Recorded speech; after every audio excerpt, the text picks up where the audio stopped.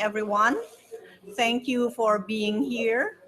For some technicalities, some of the interpretation equipment will be distributed later by the Secretariat because they have discharged batteries. Some have discharged batteries. Anyhow, you will get your own.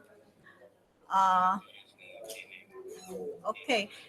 Now we are going into this side event. It is basically on indigenous peoples and the green climate funds.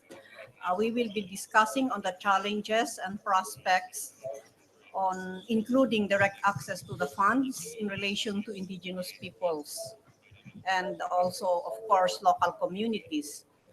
Uh, we have a people's team who is engaging with the GCF for the past 2-3 years already.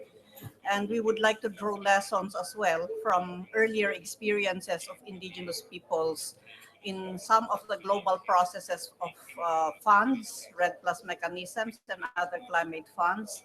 At the same time, we will look into some experiences on the ground on how necessarily will indigenous peoples are supposed to have some processes or engagement in the processes of in relation to these funds. Anyhow, I'll be moderating the side event. We have a panel of speakers here, but we are missing one because we simultaneously and unfortunately we have the launching of our Indigenous Peoples Pavilion at the Green Zone. So most of our colleagues and also Joanne Carling, who is supposed to be one of our speakers, is still there. She will catch up with us before the end of the event. So yes, I'm Grace Balawag. I am from the Tebtebba Indigenous Peoples International Center for Policy Research and Education. We are based in the Philippines, but we are working globally, specifically for global processes at the same time for community-based work in relation to our implementation or operationalization of our rights to self-determination on the ground, covering, of course, climate adaptation and mitigation actions, and at the same time on how we can uh, prioritize uh, our decisions on what kinds of development projects we are going into that we can be prioritizing in the community level. Anyhow, all of this will be discussed as we go along.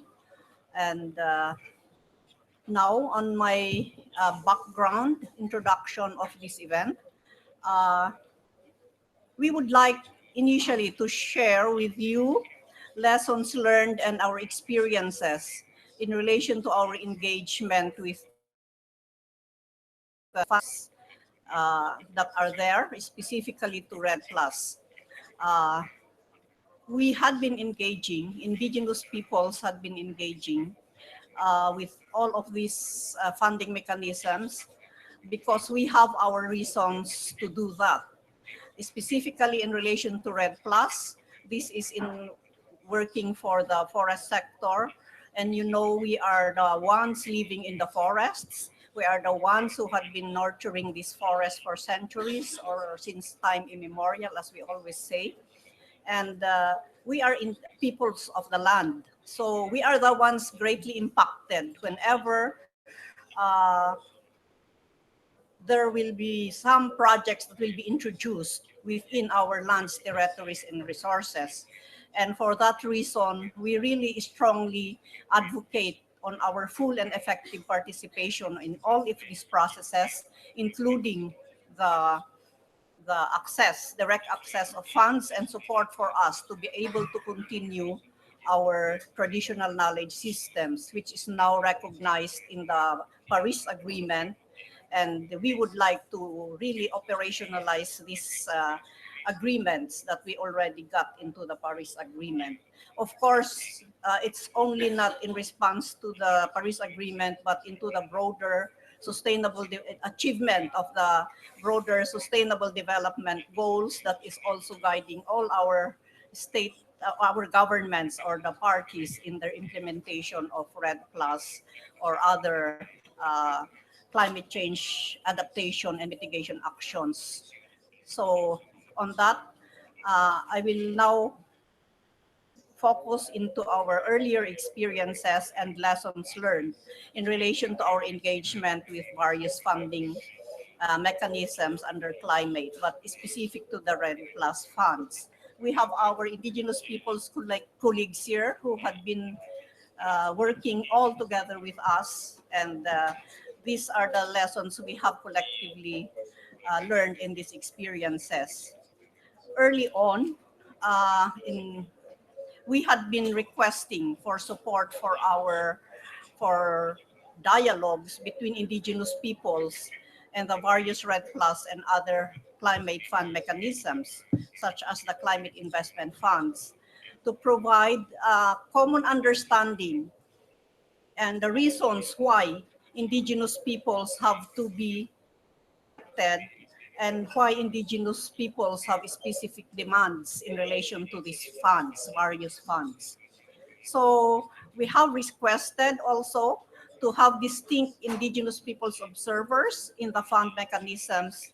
And in some of these mechanisms, we have already established indigenous peoples advisory bodies or groups in relation to these fund mechanisms. Yes, next.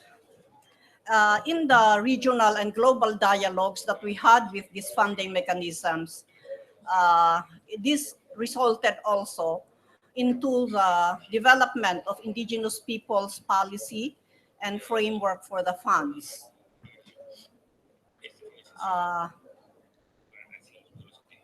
Also in these dialogues, we requested, as I mentioned earlier, the support for more regional and global dialogues.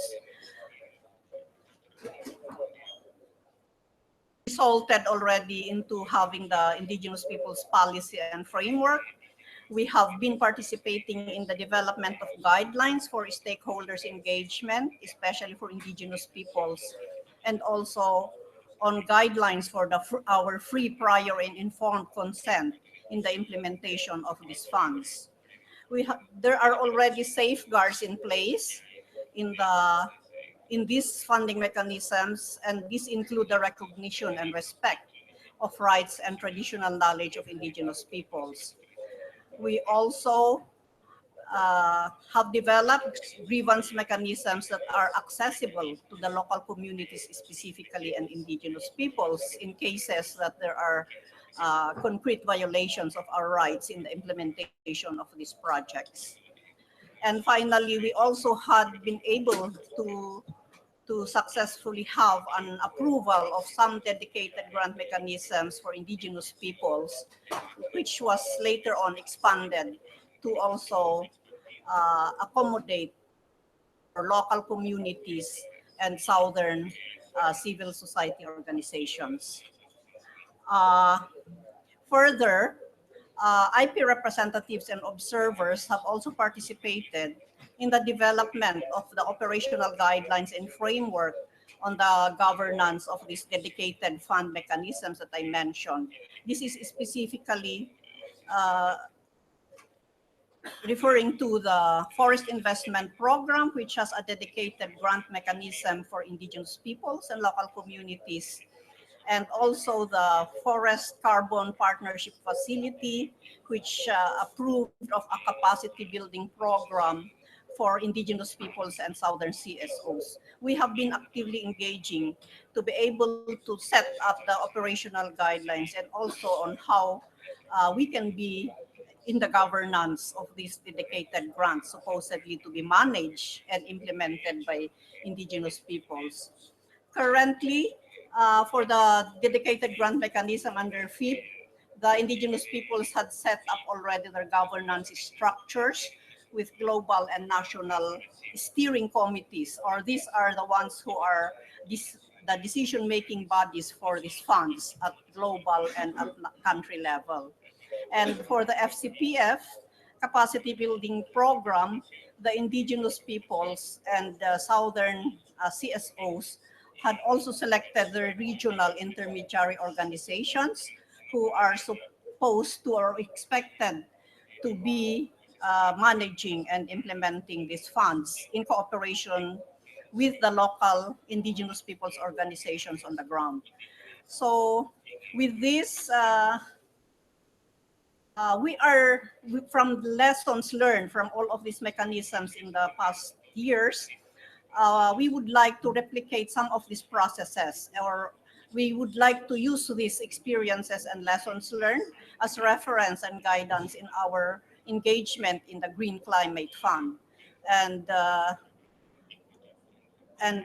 this would include our effective participation and engagement in the development of the following. Of course, as I mentioned earlier, in the development of policy, IP policy and framework within the GCF, and then setting up of standards and grievance mechanism within the fund, and also to develop guidelines for our engagement as indigenous peoples observers, distinct from the civil society observers in the Green Climate Fund.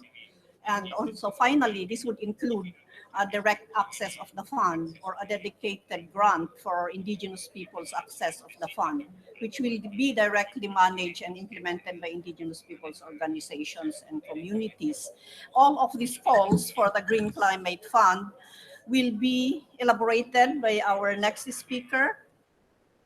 He is Kimaren Stanley. He had been part of the Green Climate Fund Indigenous Peoples team who had been engaging there for the past 3 years. And now he's presently a third alternative for as an active CSO observer, because we don't have any indigenous peoples observer in the Green Climate Fund. So we worked with civil society organizations, and we were able to nominate in the process for Stanley to be the third CSO observer in the Green Climate Fund. So Stanley is from Kenya. He's a Maasai from Kenya, and he is the executive director of a local community organization called the Indigenous Livelihoods Partnership. And yeah, and Stanley to be the next one to present his. Thank you very much. Well, thank you, Grace, and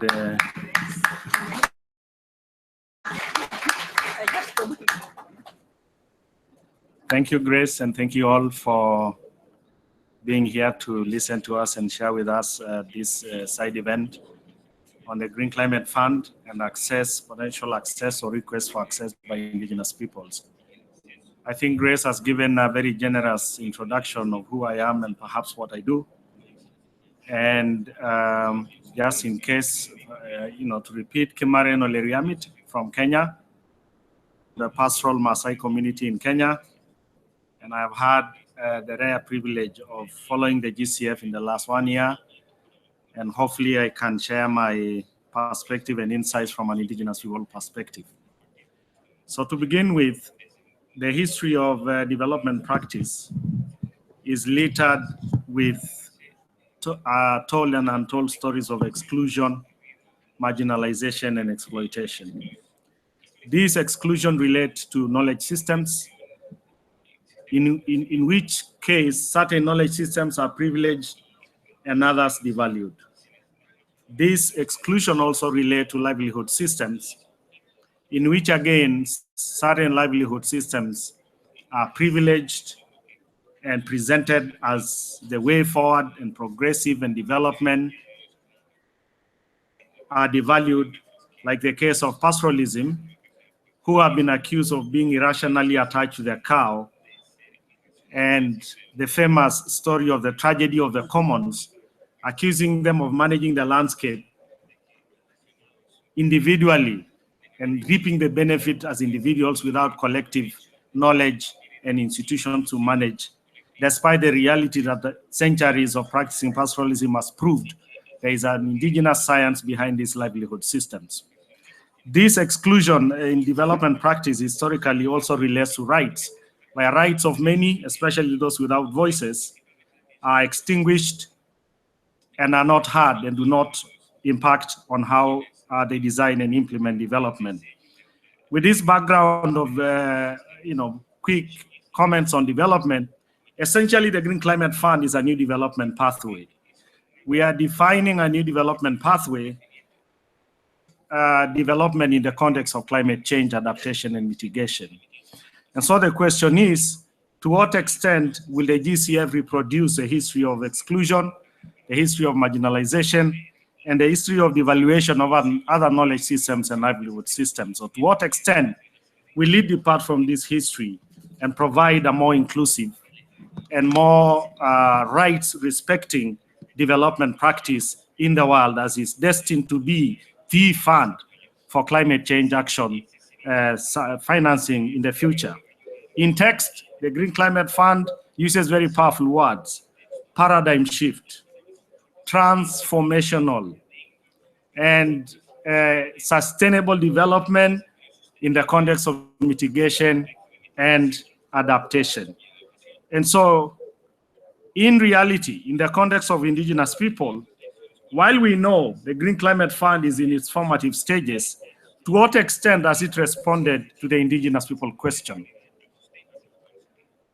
Where, just to step back a bit, the Green Climate Fund, as we know here, gets its mandate from the COP, the Conference of Parties with the UNFCCC, and also from the Standing Committee on Finance under the UNFCCC COP. A number of UNFCCC decisions have recognized the unique situations of indigenous peoples. The Cancun decision on red safeguards recognize indigenous knowledge and the need for indigenous people to effectively participate. The Warsaw decision recognized the value of community-based monitoring information system in the management of forests. And lately, in COP21, the Paris Agreement recognizes the rights of indigenous peoples as a unique constituency. Furthermore, the Paris Agreement on adaptation recognizes the value of indigenous knowledge systems in cooperation in mitigation and adaptation to climate change. Essentially, within the context of the UNFCCC, indigenous people have had a voice, increasingly getting heard, increasingly getting recognized. And indigenous people is one of the 9 constituencies of observers to the UNFCCC process of negotiations. But the question is, to what extent does a Green Climate Fund adopt and run with these gains recognized in these UNFCCC processes?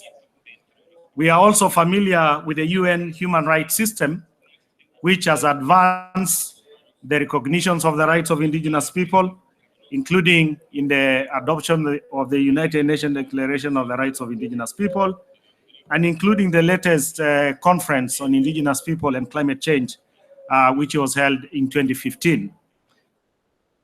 Of multilateral processes are increasingly recognizing this unique situation and the contribution of indigenous knowledge to development practice, especially in the context of climate change.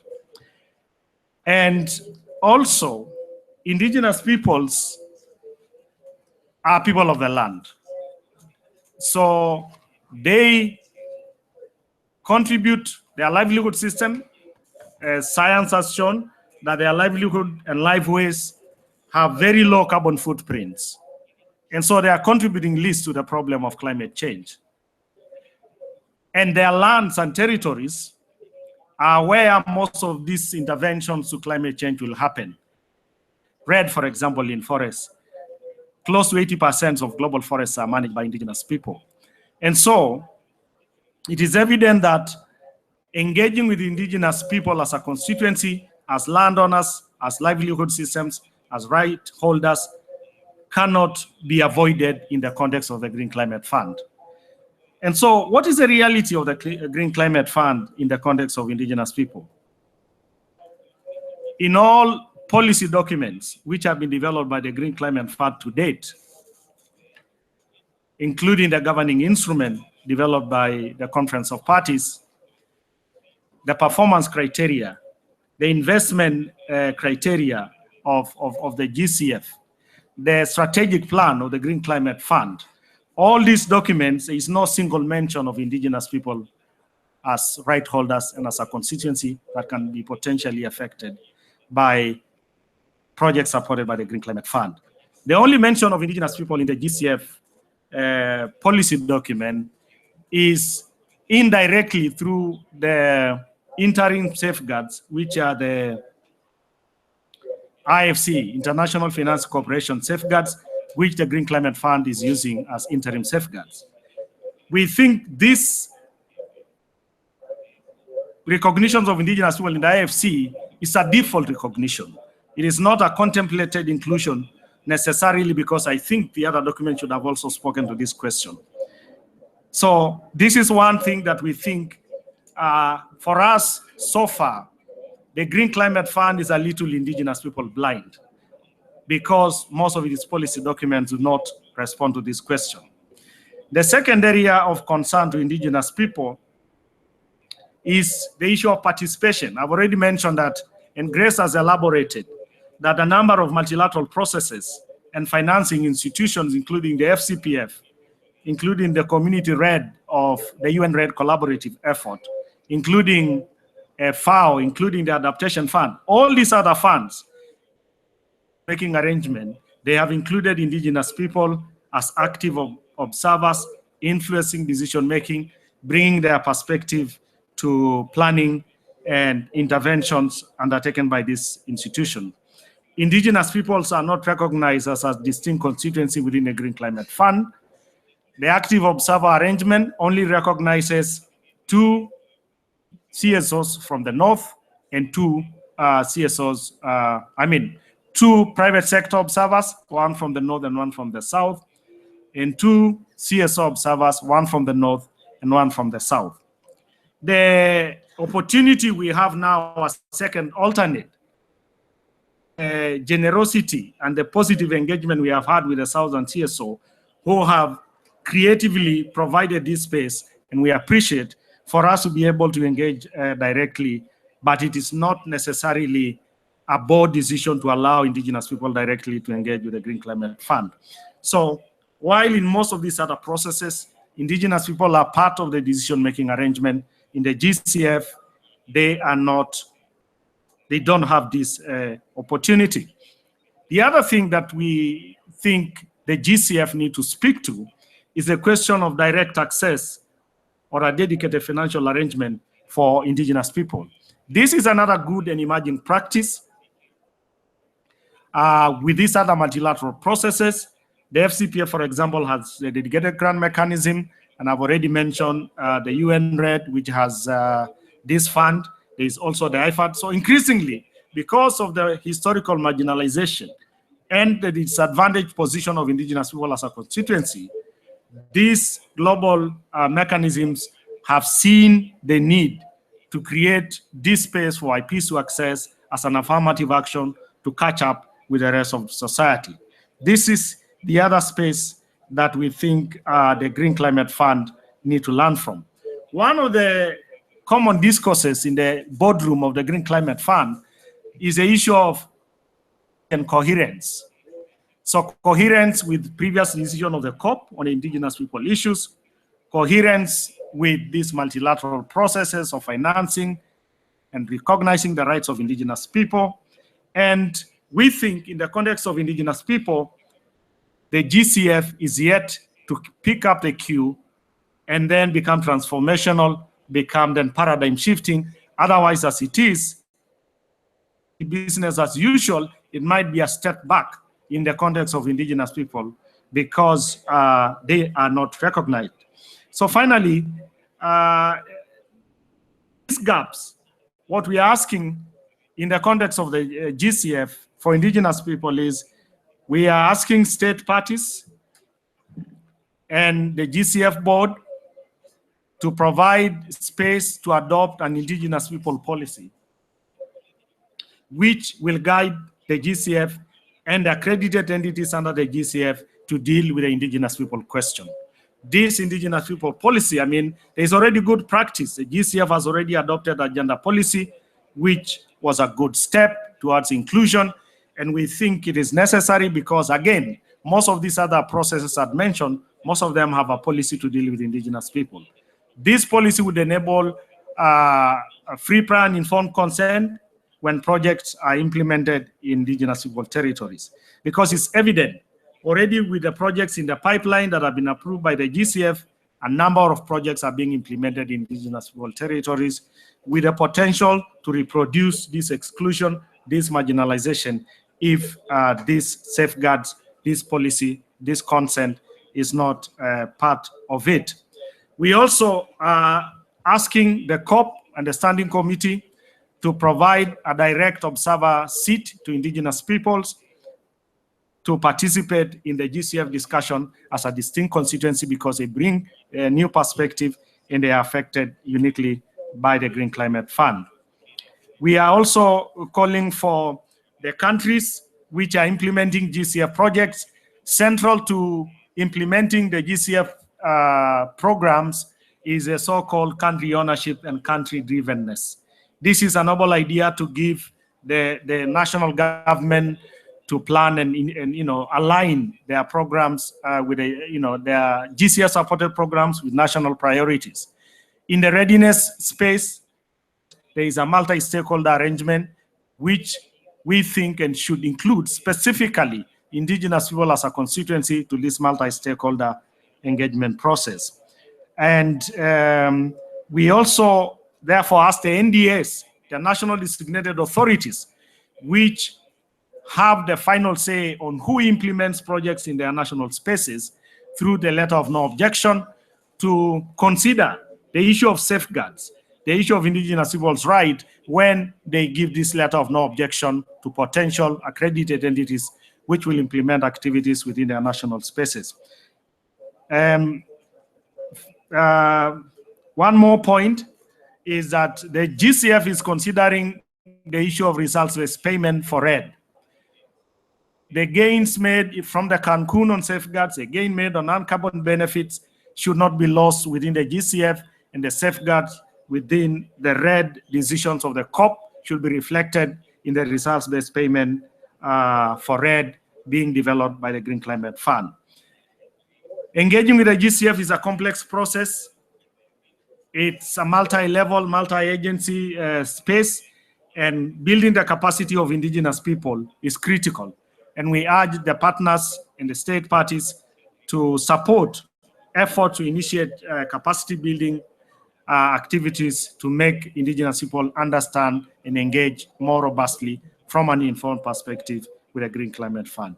And with those remarks, I want to thank you.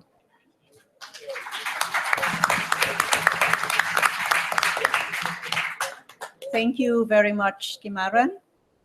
That was a very informative and updates in relation to our engagement in the Green Climate Fund. At the same time, it pinpoints our demands or our calls on what we want to do or what we want to gain from the processes in relation to the Green Climate Fund, as it impacts on indigenous peoples, or it will provide support for capacity building of indigenous peoples and other activities that indigenous peoples will be doing for climate change, adaptation, and mitigation actions. Yeah, for now, we are very thankful that Joanne Carlin was able to come on time. She came from the Indigenous Peoples Pavilion opening ceremony, and she had been in the press conference for indigenous peoples as well. So we are now going to hear from her. Joanne Carlin is from the Asia Indigenous Peoples PAC. This is our regional network of around 50 indigenous peoples organizations across the Asian countries. And she will be sharing more elaboration on a case study on how on one project that is already on the pipeline or has been approved already in the GCF, and how indigenous peoples have been engaging in this case study or in this experience. So can we have Juan, please? Yes, morning. Just picking up from what Kimaren has mentioned, that some of the solutions that are being proposed for climate change, which is going to be funded by the Green Climate Fund, are actually posing serious threats to indigenous peoples. And one of this that is now on the pipeline is a dam project in Nepal, which is applied by IFC in partnership with the Nepal Water and Energy Development. And the name of this project is Upper Trishuli Hydroelectric Project. So I think this is the first dam project that is being applied for funding support from the GCF. Now, looking into this project where they already, the government agency has already conducted an environmental, social, and impact assessment, it's clear that they have not taken into account the indigenous peoples affected in this project. And these are the Tamang and the Gurung, which are 93% of the affected communities. So how can you even miss out looking at that kind of information? And if you look at the wider context of Nepal, almost 40% of the population are indigenous peoples. And it's the only country in Asia, in fact, that has ratified ILO 169. So the government itself has clear obligations already on the respect and recognition of the rights of indigenous peoples based on their commitment to ILO Convention 169. Now, this already illustrates that at the outset it's already problematic that the project started without even any kind of consultation to the affected communities. And since IFC is involved here, IFC has its own environmental and social safeguards as part of the World Bank Group. GCF has adopted tentatively that the environmental and social safeguards to be used by GCF is the IFC and environmental safeguards. But both of these are not even implemented in this project in Nepal. It's not even considered. And IFC has acknowledged that ESS 7, which is on the indigenous peoples, should apply in this case. But it, like I said, it has not been applied. Now, what are the key issues here that we need to look at in order to take off from the need for an indigenous peoples policy in the GCF? One is that there is a need to recognize at the outset the rights of indigenous peoples over their lands, territories, and resources. And why is this critical for GCF funding? One is that this particular project is going to acquire lands from indigenous peoples, and they're going to negotiate with indigenous peoples on how to compensate. So the need that indigenous peoples should give their consent because they are the owners, right? Second, if they agree, they need to be properly compensated in exchange for the land.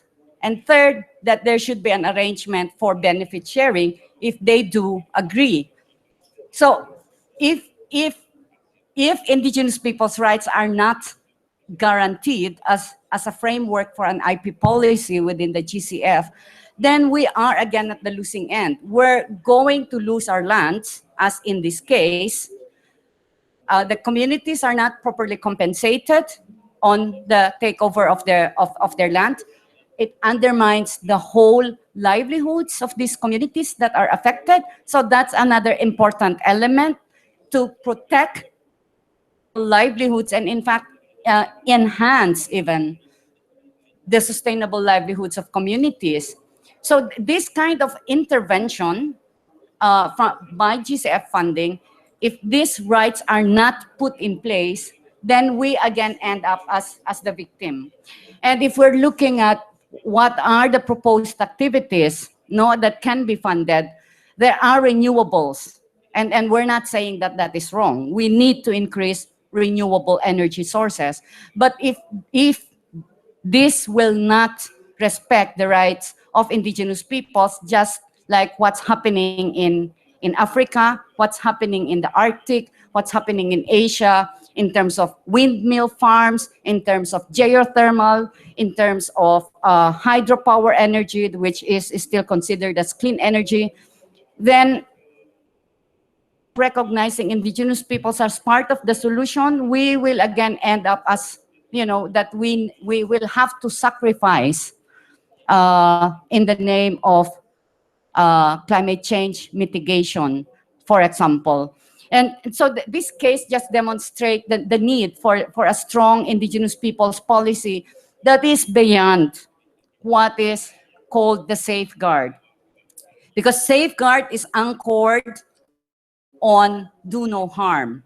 Some are saying it should also do good, which is right. But it also needs a clear framework for rights recognition and respect. We cannot be talking, for example, of free, prior, and informed consent if our rights are not secured. So what is our leverage? We will always be at a losing end. We are not going to be on equal footing, and we are the right owners.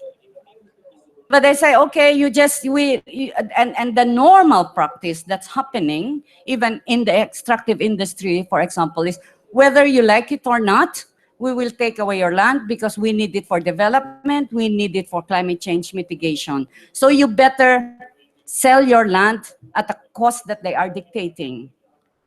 It's like that anymore. We cannot proceed like business as usual in this context. If we are to implement the Paris Agreement for transformational and beyond business as usual, then for indigenous peoples, the critical element here is the recognition of our rights. It's building partnership that is going to be mutually beneficial for, in the end, ensuring that our survival, our cultural heritage, our traditional knowledge, our well-being, and our culture is going to continue. So I think I will end up with that note, that when we're talking again of climate change funding, or even actions relating to climate change mitigation and adaptation, we need to bear in mind that the best way that indigenous peoples can contribute and become partner is within the framework of the recognition of our rights. Thank you.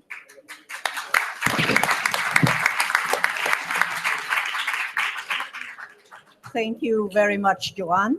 That is a very clear case of experience in relation to projects on the pipeline or projects that have been approved by the GCF and now impacting on indigenous people's rights to their lands, resources, and territories.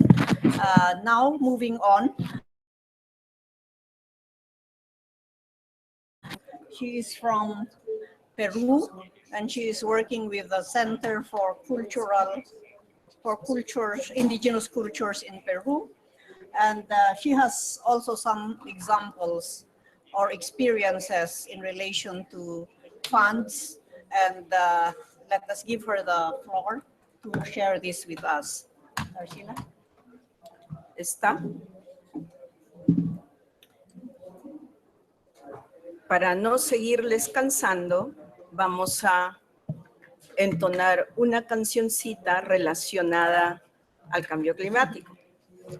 Se llama Saucecito verde, color de la playa, préstame tu sombra hasta que me vaya. Y lo cambiamos para los hermanos amazónicos. Saucecito verde, color del río, préstame tu sombra hasta que me vaya. ¿Por qué? Porque el agua de los ríos vienen contaminados o van disminuyendo las aguas dulces de las altas montañas que bajan a las ciudades. Y muchas veces no relacionamos estos problemas con los efectos del cambio climático. En ese sentido, quisiera compartir con ustedes, hermanas y hermanos, agradeciendo su tiempo con nosotros, que soy de CHIRAPAQ, que es una asociación indígena que ya está cumpliendo 30 años. Pertenecemos a la familia global indígena que incide en derechos de pueblos indígenas. Nadie nos obligó ni nos dio la responsabilidad, lo asumimos como hijos de comunidades y pueblos indígenas. Y en ese sentido, a nosotros y a nosotras de las comunidades nos toca complementar justamente la información y el proceso en el que venimos participando. Aquí estamos en un escenario global. La incidencia en la política global y las decisiones globales tienen su impacto y su expresión en las comunidades locales. Y por eso es tan importante hacer el esfuerzo de escucharnos y hacernos escuchar. Y no sé cuántos de los presentes aquí o de las presentes están en espacios de decisión relacionados al tema que estamos discutiendo. Esperemos que sean más de uno, ¿verdad? Bueno, en ese sentido, yo quisiera que con los ejemplos que tenemos simplemente podamos reforzar la idea de los pueblos indígenas necesitamos el acceso directo a los fondos relacionados al cambio climático. En el caso nuestro, yo soy de un pueblo a más de 3.500 metros sobre el nivel del mar, de la parte andina, y lo que mejor tenemos son los productos alimenticios. Y entonces, nuestra experiencia de responder a la mitigación y al impacto del cambio climático tiene que ver con tres aspectos importantísimos, no solo para los indígenas. Tiene que estar relacionado con la salud, con la alimentación y con la vida misma de las personas y principalmente las familias.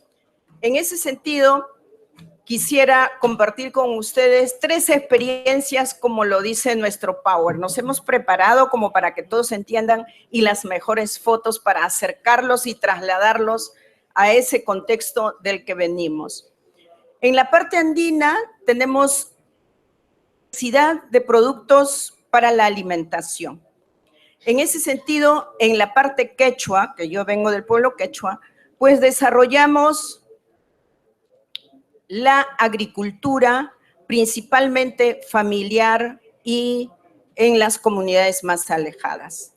En mi provincia, que es Vilcahuamán, venimos desarrollando la recuperación de productos que no solamente son para la alimentación local, sino también externa. En ese sentido, venimos recuperando productos que son resistentes al cambio climático, o sea, a la helada, sequía. En ese sentido, hay productos, como ustedes pueden ver en los slides, que son resistentes a las enfermedades que se van creando por falta de agua o por exceso de agua o desaparición de semillas por la helada. CHIRAPAQ trabaja en fraternidad, en alianza con comunidades que tenemos relación histórica desde el movimiento indígena. En el caso específico de la parte andina, tenemos más de 800 familias participando en esta propuesta, principalmente de recuperación y adaptación de conocimientos propios. Me alegró muchísimo escuchar a nuestro hermano Kimaren hablar de sistemas de conocimiento, porque los pueblos indígenas tenemos sistemas de salud, sistemas de conocimiento en nuestro entorno y tenemos sistemas de conocimiento sobre la producción de alimentos, conservación y sobre todo haber desarrollado también toda una tecnología para la conservación y preservación de semillas de temporada en temporada. Es eso que quisiéramos que se reconozca y se tenga en cuenta de parte de los aportes que tenemos como pueblos indígenas. ¿Pasamos? Next. En ese sentido, también el sistema de conocimiento está relacionado con el manejo del entorno y el uso apropiado de los recursos naturales. Ustedes pueden ver cómo, por ejemplo, también nos vamos adaptando a las situaciones actuales en el sentido de cómo usar mejor la poca agua que hay, porque en la parte andina dependemos de la lluvia. Los ríos van siendo canalizados a través de la lluvia que llega a las montañas y se va filtrando. Por eso es tan amada el agua y la defendemos en todos los espacios, porque no solo es para tomar o lavarse las manos. El agua está relacionado para la salud propia y principalmente para cultivar y producir alimentos. Siguiente.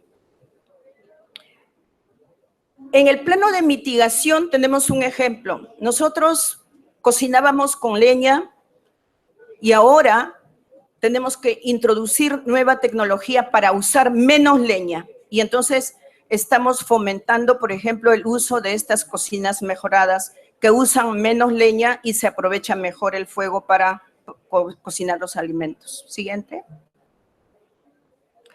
Y bueno, ustedes verán, las andinas tanto hablan de sus productos alimenticios. La papa la dimos al mundo y en el Perú tenemos 4,000 variedades diferentes, gracias justamente a la transmisión del conocimiento y de la tecnología en la genética, en la producción de los alimentos. Siguiente. Pasando a la parte amazónica, nosotros tenemos una alianza ahora con 2 pueblos, la Federación Yanesha de la Selva Central y el pueblo Shawi de Loreto.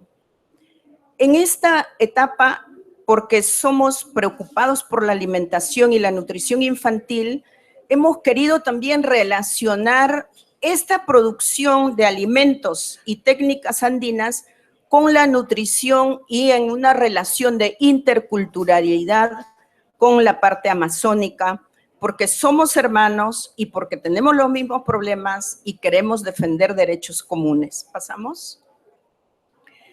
En este caso, el pueblo Yanesha, por ejemplo, con el que ya caminamos muchísimos años, siguiente, que está en la selva central, vive en una zona medio andina, pero es Amazonía. En ese sentido, ellos tienen, cuando hay excesiva lluvia, hay problemas de este tipo. Y entonces, la relación que tenemos con ellos es cómo encontrar y seguir manteniendo el ecosistema y la recuperación de los bosques para seguir siendo ellos mismos en la misma zona. En ese sentido, siguiente. Hemos priorizado, por ejemplo, la base de datos o el mapeo que se hizo con las propias comunidades, las mismas autoridades, hombres y mujeres y jóvenes, para poder saber qué es lo que se tiene como patrimonio. Siguiente.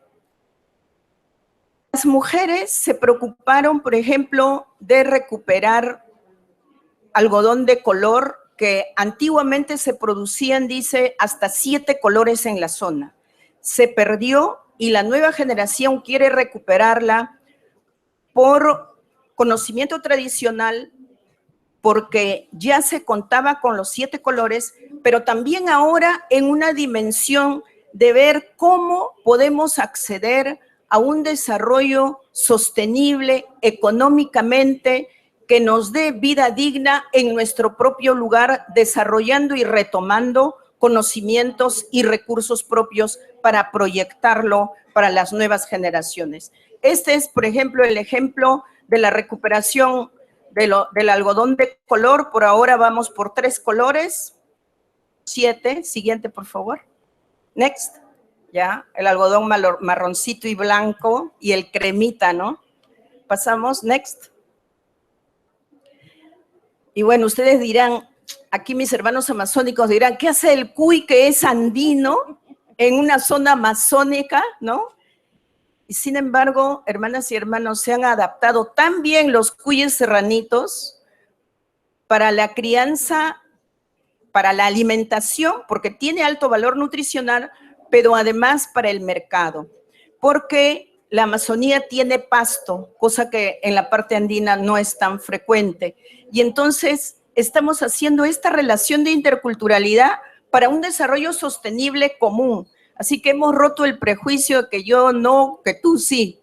Ahí andamos. El siguiente, por favor. Next.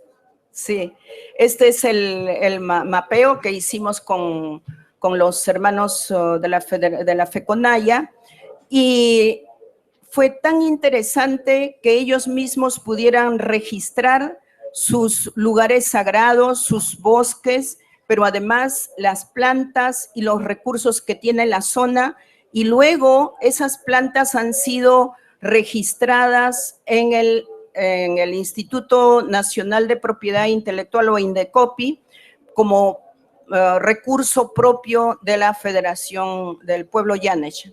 Siguiente. Ahora pasaríamos al pueblo Shawi. Miren, qué belleza y qué dignidad de ese rostro de mujer. A mí no me gusta particularmente que los indígenas se nos muestre dando lástima. A muchos no les gustará, pero somos pueblos dignos, no tienen por qué presentarnos pidiendo limosna. Esa es una situación no aceptable, y porque hemos caído en esa situación por efecto y acciones de terceros. Eso debe quedar muy claro. Con el pueblo Shawi, que es ribereño, o sea, vive a la orilla del río, hemos tenido una experiencia maravillosa. Por un lado, hemos cedido a la presión de ellos para poder trabajar con ellos. Están en una zona muy vulnerable al cambio climático, excesiva lluvia que hace que el río se rebalse, y se llevó, por ejemplo, la campaña de la agricultura, se llevó la siembra del maíz, de frutales y también de animales menores. Sin embargo, pudimos reaccionar rápidamente, hicimos una campaña internacional de solidaridad y logramos recuperar y reponer lo que se había perdido a raíz del desembalse del río. Aquí también venimos mejorando la dieta, haciendo interculturalidad en la preparación de alimentos y en la producción también de hortalizas y de animales menores. Siguiente. Next.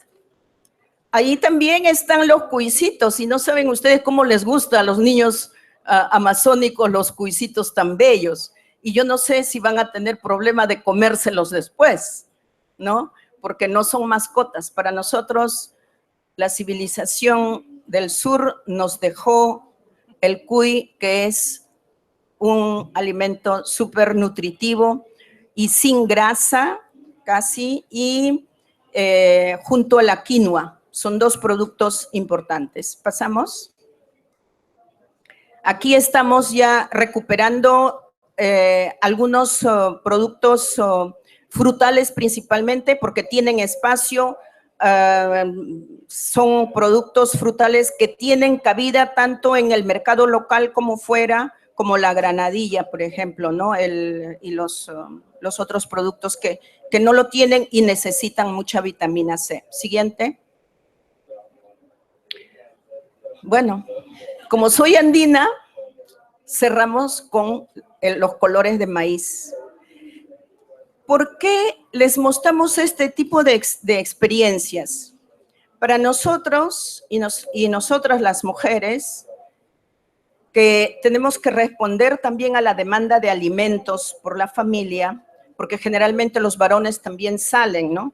Entonces, relacionamos todas nuestras acciones para incidir en política pública, pero llevándolos a la realidad concreta. La falta de alimentos, la falta de educación, la falta de salud y el derecho de seguir creciendo y siendo nosotros mismos en los propios territorios. Y esto responde también no solo a la política sobre cambio climático que se debe implementar en nuestros países con fondos apropiados y acceso también por organizaciones directamente en los diferentes niveles, como lo hemos hablado y lo han propuesto, sino también porque el tema del territorio y el desarrollo sostenible está relacionado con la Agenda 2030 que los estados se han comprometido. Entonces, estamos en la Agenda 2030 y hay que articular los diferentes sectores para que los pueblos indígenas realmente seamos vistos y tomados en cuenta, hechos y con aportes a la sociedad y a la humanidad. Nosotros no somos un problema. Creo que lo que hay es un desconocimiento y una subvaloración de los aportes de los 370 millones de pueblos indígenas que somos alrededor del mundo. Muchas gracias.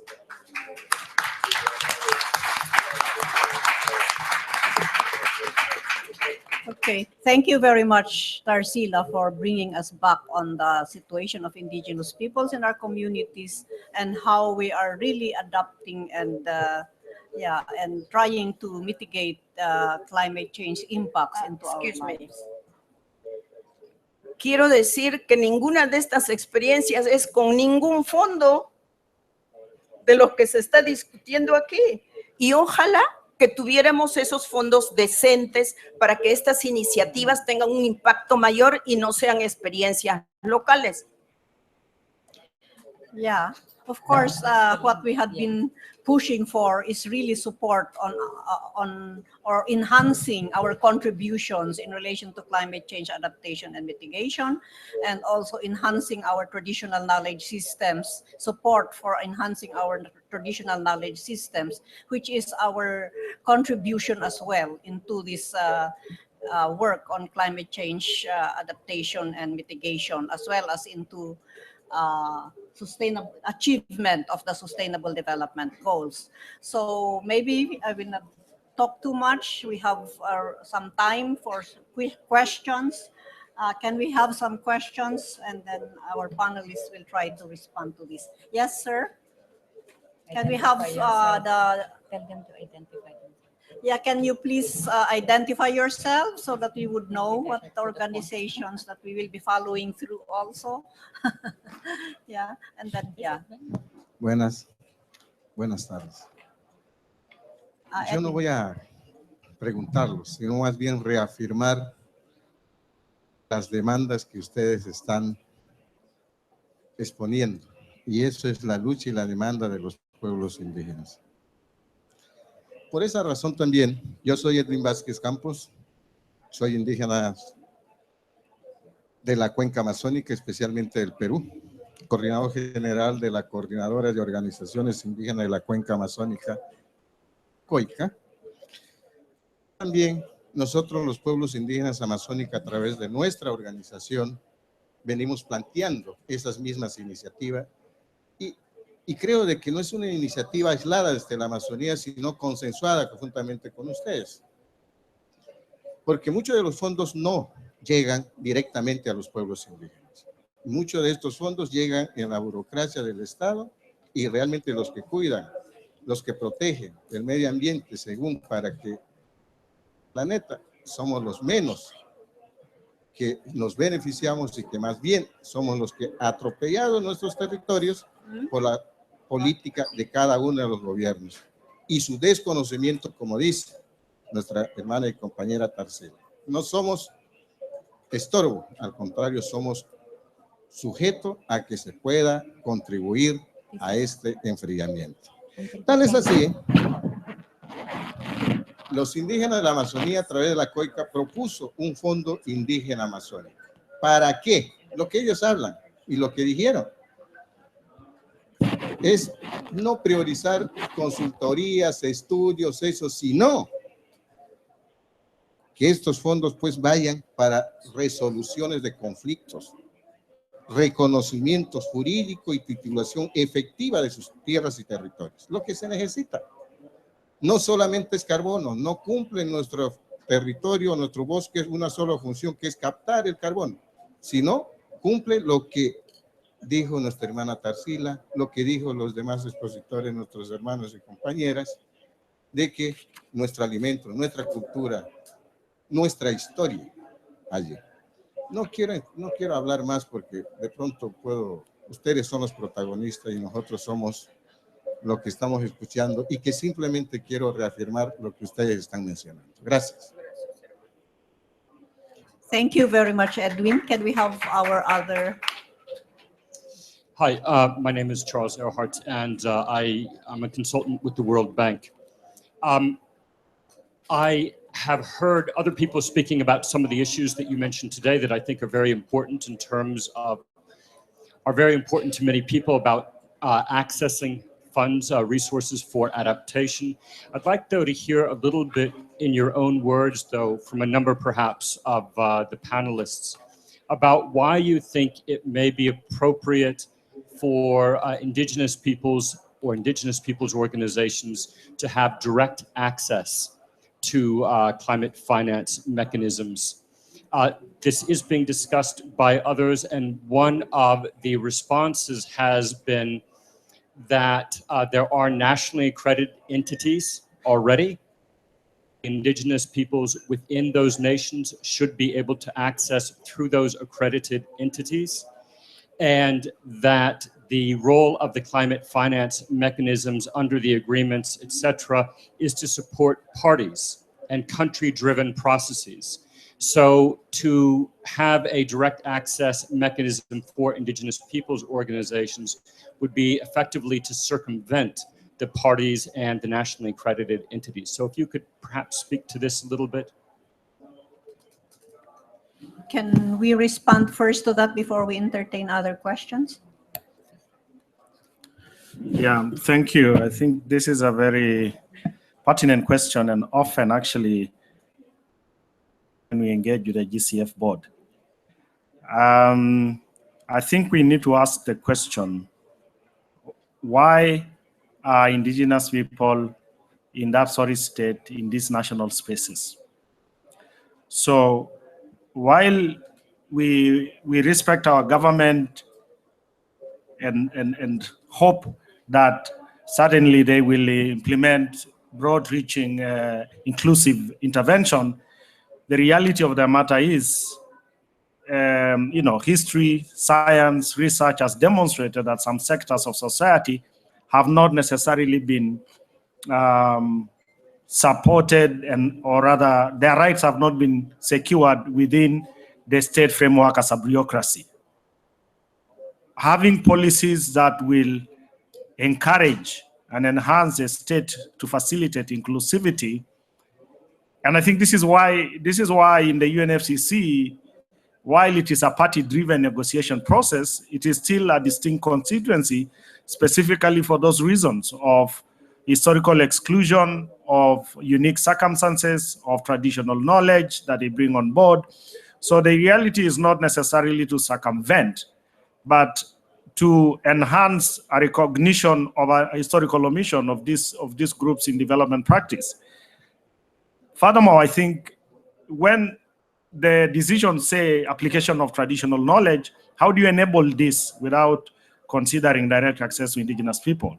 We have now in the Paris Agreement the provision for indigenous people knowledge. How do you enable this if you don't create direct spaces, if you don't reach out and provide avenues and enable through resources for indigenous people to showcase and demonstrate this knowledge system?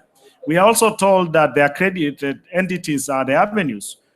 While a number of accredited entities have policies on indigenous people and they have some dedicated arrangement for indigenous people to access funds, not all the over 150 something accredited entities in the GCF have IP-friendly policies. So in the context, if you have programs implemented in indigenous people territories by accredited entities that do not recognize indigenous people's right, where does it leave them?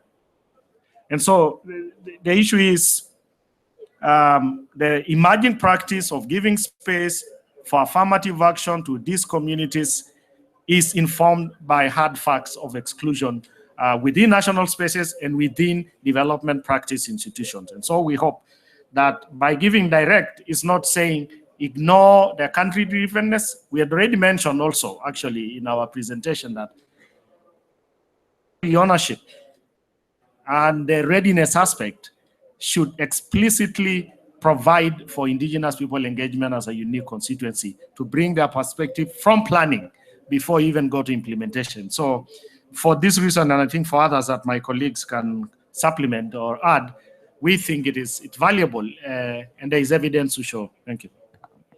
Joanne, are you going to add into that? Yeah. Just to add on, Kimaren, on the national accredited entities, which are largely the states, the problem that we face is that we are not recognized by states as indigenous peoples and thereby have rights over our lands, territories, and resources.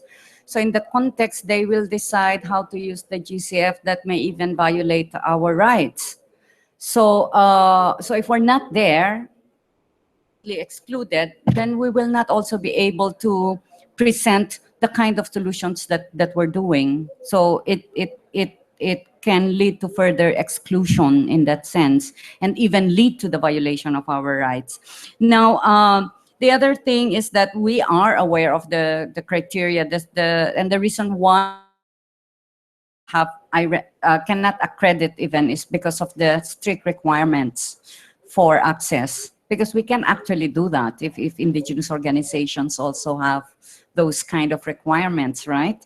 But it's just not possible because it's just too much. It's I'm not, of course, there should be a minimum judiciary requirement because everybody will have to be accountable, including indigenous peoples. We need to also be accountable for whatever funds that goes to indigenous peoples. But so if there is a direct access, then there should also be flexibility on how that access can be done. Because if it's not, access means that we will be able to do that and not restricted by so many requirements. And in that sense, if we have a direct access, then it would enhance our independence and ownership of what we really want to do. And that can be also within the framework that we are actually governing our lands, territories, and resources. And that would enhance also the way we will use sustainably the resources that we have and contribute the most to climate change. That is the framework of why direct access would be most beneficial, because then we will independently be the one to determine the kind of solutions, the kind of contributions that we can make for climate change mitigation and adaptation. Just a quick addition, if I may. It's one of the challenges that GCF is grappling with also is the overwhelming arrangement of, all these policies, implementing and monitoring. So if you have even a safeguard policies, to what extent is actually the GCF capacitated in the present to follow through its own policies to ensure that they are respected and followed by both accredited entities and national government? So if you have some portion of direct access, including a policy that gives a framework on how to deal with indigenous people, we think through self-determination, indigenous people can help monitor specifically interventions targeted at their territories. Thank you. Tarcila, shortly. Sí. Simplemente quisiera aportar desde el derecho que tenemos de ser actores propios de lo que corresponde a nuestras vidas. En ese sentido, creemos que debe haber financiamiento para acceso directo como resultado de algo que logramos ya como pueblos indígenas en los 30 últimos años. Porque estamos discutiendo aquí como para ser dependientes de, pero ya en los últimos 30 años, los pueblos indígenas logramos ser reconocidos como pueblos. Entonces, solo pedimos el derecho de ejercer aquello, también teniendo el derecho de decidir en qué y cómo se debería manejar, gestionar e invertir esos recursos. Por ejemplo, yo escucho mucho que se apoya a organizaciones en lo que le llaman capacity building. Nosotros también necesitamos inversión en el capacity building. Necesitamos inversión en el desarrollo de capacidades en los temas que no conocemos, pero en los que tenemos el derecho de participar. Por ejemplo, para la consulta, con información previa sobre temas que no conocemos. Luego, creemos que el derecho de decidir y participar en el destino de estos fondos directamente va a beneficiar a la política del país, porque la nueva generación indígena necesita seguir creciendo también como indígenas y tener oportunidad de seguir creciendo en base a sus recursos, su territorio y lo demás, y no ser un problema como empleo joven que el Estado lo ve como un problema y no encuentran solución. Las comunidades vemos que tenemos tantos recursos donde tranquilamente la generación nueva con formación y que de retorno puede desarrollarse con dignidad. Por eso es que para nosotros es importante tener esa posibilidad de compartir nuestras ideas, nuestras propuestas en igualdad de condiciones. No estamos diciendo que vamos a manejar 50 millones de un día a otro, pero cuando ustedes nos escuchen, podrán ver que sí podemos administrar, manejar, y son elementos que también tenemos que aprender en los diferentes niveles. Yo venía hablando con mis hermanos que están participando en el comité o en las negociaciones, que de repente será necesario tener varias líneas para los pueblos indígenas, no solo una. El intermedio, nacional o subregional. O sea, sí tenemos ya capacidad para ir creciendo y hablando también de la buena gestión. Eso es lo que quería agregar. Okay, thank you very much, Tarcila, and our other panelists. Can we take another round of questions? Joseph, please. Any other hands?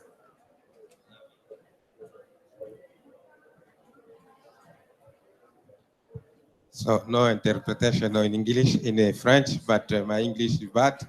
My sister can help me to translate in French, in English. Je veux parler en français et ma collègue qui est à côté va traduire en anglais pour que vous puissiez comprendre.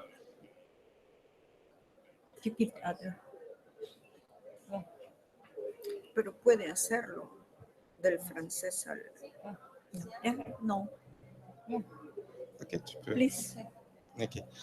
Je voulais partager avec vous deux recommandations, ce n'est pas une question, deux recommandations d'une réunion sous-régionale que nous avons tenue du réseau des populations autochtones d'Afrique centrale, qui a été appuyé par la Banque mondiale, le FCPF et aussi le PNUD. Il y a des recommandations qui peuvent aussi aider cet événement. So basically, he wants to share with you two recommendations that were discussed in Africa, in Central Africa, in Congo, also in a meeting with the World Bank, FCPF, and UNDP. Deux de ces recommandations, c'est qu'il faut développer un dialogue avec les points focaux nationaux des fonds verts climat. C'est très important pour que l'on puisse influencer les comités au niveau des conseils d'administration des fonds climat. So the first recommendation is a need to develop a dialogue with the focal points at the Green Climate Fund. Et notre aspect, c'est que, étant donné que les mécanismes des fonds verts climat sont des mécanismes des États, et c'est très, très difficile pour les populations autochtones, il y a lieu de développer les renforcements des capacités d'innovation des populations autochtones. Ça, c'était aussi notre recommandation. So the other recommendation is that the mechanisms of the Green Climate Fund are mechanisms from the states, and they have difficult access to, well, indigenous peoples have difficult access to those mechanisms, and they need to develop capacity building in those issues. Et notre recommandation, c'est qu'il faut faciliter la participation des représentants autochtones au développement des politiques nationales d'adaptation, parce que les fonds verts climat appuient ces politiques nationales d'adaptation et d'atténuation. So the other recommendation is the need to facilitate the participation of indigenous peoples inside mechanisms and politics of and national politics of mitigation and adaptation. Okay. Yeah, thank you very much for that, Joseph. Any other questions?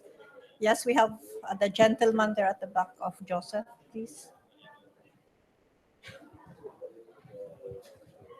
Sí. Muchas gracias por la presentación, es muy interesante. Yo soy Eric Chávez, vengo de Perú, de la Universidad de San Marcos y de OICOS, una institución. Se ha hablado mucho de capacity building y del fortalecimiento de conocimientos indígenas. Entonces yo quiero remarcar ahí un tema de que este encuentro no es evidente, o sea, no es fácil el conocimiento tradicional con el conocimiento científico. Sin embargo, es una necesidad que todavía no la estamos identificando y que todavía no estamos encontrando la vía exacta de cómo llevarla a cabo. Entonces, yo creo que hay un esfuerzo que nosotros tenemos que hacer desde la academia, desde universidades, desde diferentes instituciones de educación, digamos, formal, para poder llevar y ponernos todos al mismo nivel, en un nivel de diálogo en el cual nosotros podemos intercambiar, entendiendo que ambos sabemos diferentes cosas y que se pueden complementar perfectamente. Yo creo que al momento que nosotros lleguemos a ese nivel, estaremos un paso más adelante para poder seguir adelante y poder avanzar en temas de cambio climático que tanto necesitamos. Muchas gracias. Okay, thank you very much. Can we have the lady here at the? No, it's. She has the mic. Okay, can you have the mic? This is going to be very brief. I'm a university professor from Taiwan, and my question is on the social and environmental safeguards. To what extent do you consider this is kind of sufficient? What I hear from you is you're saying it's not enough, and then it has to go further to the more like a right-based approach. Yeah. Could you elaborate that a little bit? Thank you. Can we just get the question of this lady? Yes, please. Can you hear me? Okay. Hi, I'm Sala Desongo from the Unitarian Universalist Service Committee. We're a human rights organization based out of Cambridge, Massachusetts. We're also part of this global human rights funders group, and we support a lot of indigenous peoples and their rights to freedom of expression and participation in their own state governance. So my question is, discussion that philanthropic organizations step in as accrediting entities to provide as an avenue to provide direct access to the groups that we support, most of whom are grassroots indigenous groups. My question is, have you thought of that as a strategy? Are you open to having external, I guess, stakeholders such as us to your advocacy? Okay, thank you very much. Can we have our panelists to have a round of response? Yeah, I think, thank you very much for the very, very great comments, which are mostly comments and recommendations and less questions.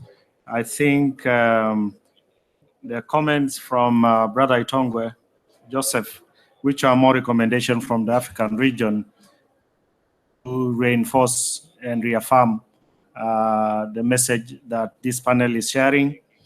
One is dialogue with the focal points, which I think is a national designated authorities for the GCF, right? Yes, this is really one of the things we saw. Most of the national designated authority or focal points are Ministry of Finance. The history of Treasury with engagement with stakeholders is not that strong, and so really this dialogue is critical, and I think it's essentially one of the recommendations we had also mentioned earlier. Capacity for IPs to engage with the GCF processes also came up out of here, and I think it's a useful reaffirmation. And then facilitation of IPs to engagement in adaptation planning processes. It's also a useful point because the adaptation committee under the Paris Agreement is expected to come with an adaptation assessment report, which we hope it will have a chapter on indigenous people to reflect how adaptation strategies either are impacting or what activities, adaptation activities are indigenous people undertaking. So this is useful. Indigenous knowledge, how to link it with science, brother from Peru. This is, I think, now that the Paris Agreement recognizes and the IP-based platform recognizes indigenous knowledge, I think the big question is how to provide these linkages. The reality of the matter is that the world will be a better place if this knowledge system interact in a more level platform, and we have a hybrid of knowledge from this system. But how to do it, I think it's a question for all of us to think about and how to operationalize. But at the community level, most of this indigenous community, their council of elders, these customer institutions can also become entry points for this dialogue and mapping how to implement this hybridization of knowledge systems, if I may use that word. How sufficient is the safeguards? A little insufficient. We think that the interim safeguards used by the IFC, by the Green Climate Fund, which is those of the International Finance Corporation, are not sufficient because they only go up to consultation and there is no consent. And I think already the GCF recognizes this. This is why they're interim, and there is already a process to develop environmental and social management framework for the Green Climate Fund itself. And we think almost now an indigenous policy, whether standalone or integrated in a GCF policy, is almost a given, because we don't think that the next phase, the next iteration of the Green Climate Fund safeguards will drop out safeguard number 7 when they move out of the IFC, which is already there. They can only go beyond, I think, below the safeguards they now have. So we still think this is an indication that the Green Climate Fund will consider an indigenous people policy. How open are we to accredited entities under the GCF that are philanthropic and IP friendly?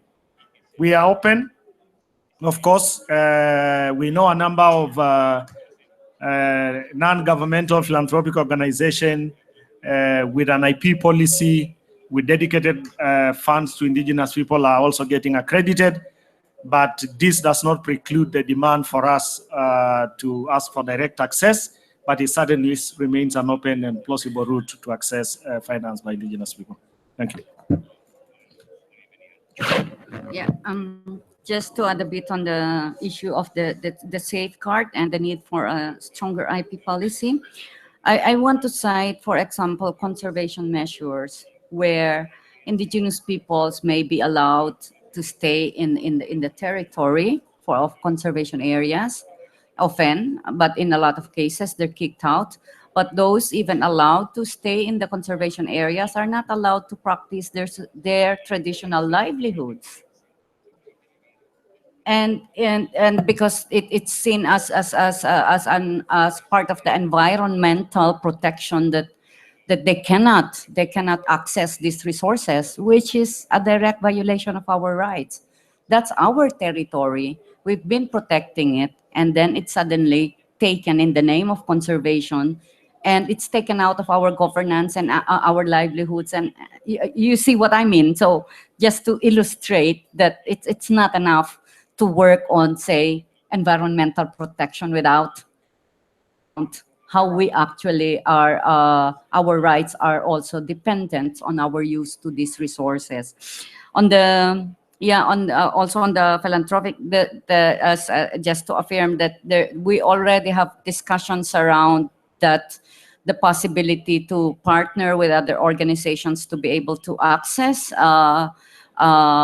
But then again, this would be dictated much in terms of the track record and the sense of ownership and responding to the actual needs and self-determined initiatives of indigenous peoples. That would be the benchmark. But nevertheless, like Kimaren has mentioned, a direct access would still be the best option.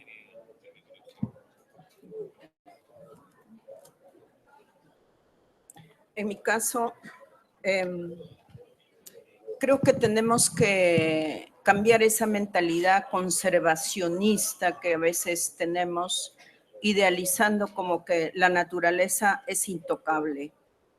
Los indígenas que estuvieron en el bosque, vivieron toda su vida ahí y no lo exterminaron. Entonces, hay muchos aspectos contra los que hay que ser fuertes, como el tema de la corrupción y el tráfico y la explotación ilegal de los bosques. Por ejemplo, aquí mis hermanos amazónicos lo conocen y lo podrán decir mejor. Si vivimos del bosque con raciocinio y uso racional, y que hace que hasta hoy podamos hablar de ello, pues algún valor y alguna práctica positiva tuvieron esos pueblos, que hay que mirarlos. Y esto lo relaciono con el tema de cómo se nos ve. Lo que estamos haciendo los pueblos indígenas es romper esa imagen que se tiene de los pueblos indígenas como las subculturas y sujetos de asistencia. Hay que construir esas relaciones que ahora se le llama interculturales, pero que en la práctica a veces no se da. Tiene que haber una relación de diferentes en base al respeto y en base a la valoración. Y esto permitirá el intercambio de conocimientos, de prácticas, pero también de apoyo mutuo, que es como lo vemos nosotros. Las relaciones de reciprocidad en relación de equidad. En relación al hermano de Perú, conocemos nuestro contexto, es que la academia lamentablemente nos ha visto a los pueblos indígenas como las subculturas. Los antropólogos mirando de un lado y, por ejemplo, en el caso nuestro hemos trabajado mucho con la revaloración de los conocimientos tradicionales relacionados a la salud. Los médicos no aceptan nuestros conocimientos. Entonces, tenemos que trabajar algo que para nosotros es como el concepto, la práctica que tenemos que erradicar de nuestro medio, que es el racismo y la discriminación. Sea en relación a dónde vivimos, cómo somos, cómo se nos ve, es algo que lamentablemente determina la actitud del otro, porque vivimos en sociedades todavía donde las autoridades lamentablemente desconocen, en muchos casos, los avances en relación a derechos de pueblos indígenas, ¿no? Y por otro lado, los derechos humanos son mirados como un problema y no en su real dimensión y forma integral. Y el racismo y la discriminación refleja en las políticas, pues.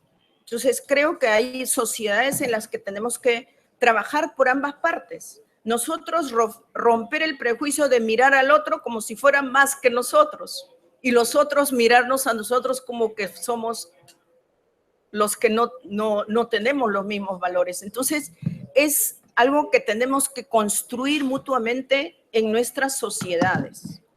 Y a eso queremos contribuir los pueblos indígenas, para que los seres humanos justamente tengamos un diálogo y un intercambio que nos conduzca a una vida digna para todos.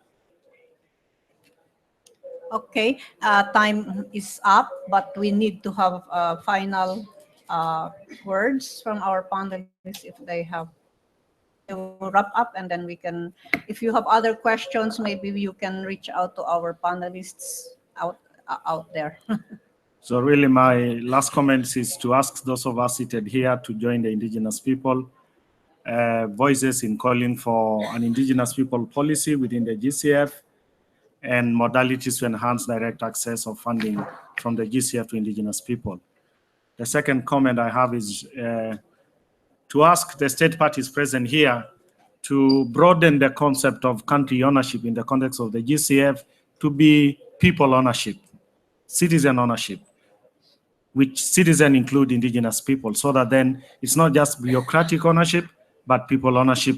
And thereby, I think we can address some of the concerns related to safeguards, access, and voices and perspective of indigenous people in GCF-related intervention.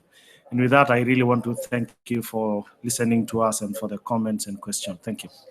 Okay, thank you very much to our panelists here, Joanne, Stanley, and Tarcila. And thank you very much for having time with us to share our, to listen to our voices in relation to the challenges and prospects of the Green Climate Fund. With this, we will close, and thanks so much. We are very happy to have you all here.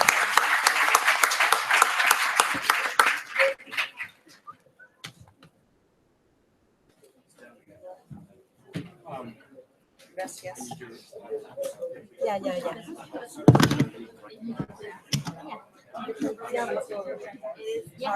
No, I don't have a card. You But have you yours, can- I don't have email. I can quickly jot. Charles? It's faster maybe to do it. Actually, Kimaren to make one card for him. I will give it. And Thank you. Do you have Appreciate you. postcards? And I'll send it today. This is for Yeah. Yes.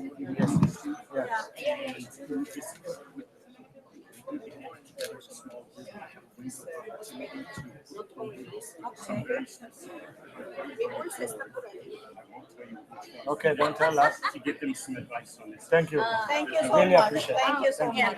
So, yeah, Thank thanks. you. We'll do it. And we promise for your contract, I will give by December.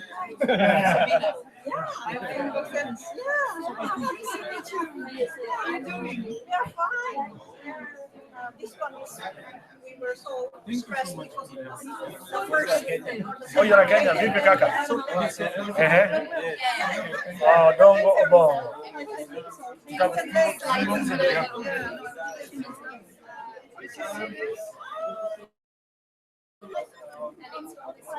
It's just been published. And we have